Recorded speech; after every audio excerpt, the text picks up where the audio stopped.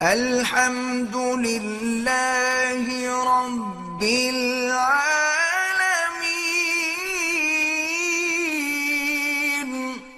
بھی ہیں ایسے لوگ میرے علم میں، ایسے علماء جو سخاوت کا دریا ہیں، ایسے اللہ کی راہ میں اڑاتے ہیں، ایسے اڑاتے ہیں آپ دیکھ کے حیران ہو جاؤ کہ ان کو ڈر نہیں لگتا کہ کل فاقے نہ آ جائیں۔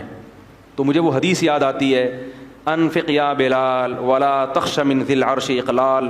نبی نے حضرت بلال سے کہا ہے بلال اللہ کی راہ میں خرچ کر اور عرش والے سے فقر کا خوف مت کر، تو اللہ کے لیے کر رہا ہے، اللہ تجھے فقر و فاقہ میں نہیں ڈالے گا۔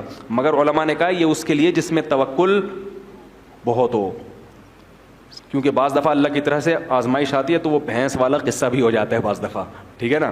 پتہ چلا آپ نے صدقہ کیا، اب پیسے ہی نہیں ہیں، تو اب کاروبار میں انویسٹمنٹ جتنی تھی وہ ساری غریبوں کو کھلا دی، اب بیٹھے ہوئے ہیں، تو آزمائشیں بھی آتی ہیں۔ تو جو آزمائشوں کو برداشت کر سکتا ہے اس کے لیے تو اتنا تقویٰ ہے۔ نارمل آدمی کو ایسا حکم نہیں ہے، نارمل کو یہ ہے کہ بھائی اتنا انویسٹ کرو، اتنا لگاؤ۔ کتنا انویسٹ کرو اس کا ایک فارمولہ بتا دیتا ہوں۔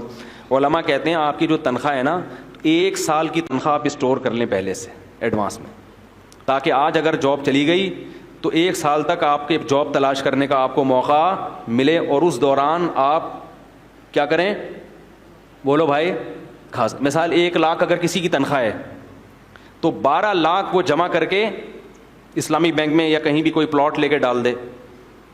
سمجھ میں آ رہی ہے بات؟ تاکہ اگر آج جاب کبھی چلی بھی جاتی ہے نا تو پھر لوگوں کے سامنے ہاتھ پھیلانے نہ پڑیں، اور پھر کم میں گزارا بھی نہیں ہوتا نا۔ جب 1 لاکھ کا عادی ہو گیا تو 50 میں گزارا بھی نہیں ہوگا، عادت خراب ہو جاتی ہے نا۔ اپنی نہیں ہو تو بیگم بچے ماریں گے پکڑ کے، بولیں گے وہ برگر کھلا رہا تھا ابھی پاپے پہ لے آیا ہمیں، وہ نہیں کھائیں گے پھر۔ تو 1 سال کا کیا کر لو، اسٹور، یعنی پہلے سے محفوظ کر لو۔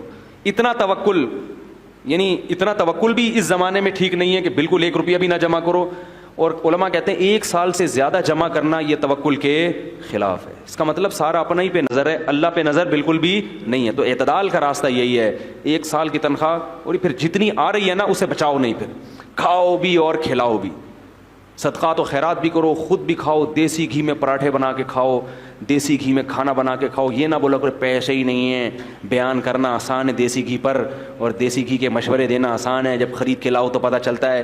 میں جن لوگوں کو مشورے دیتا ہوں نا دیسی گھی کے، ان کے 1-1 کروڑ کے پلاٹ ہیں بیریا ٹاؤن میں، نہیں آ رہی بات سمجھ، اور میرا ایک بالش کا بھی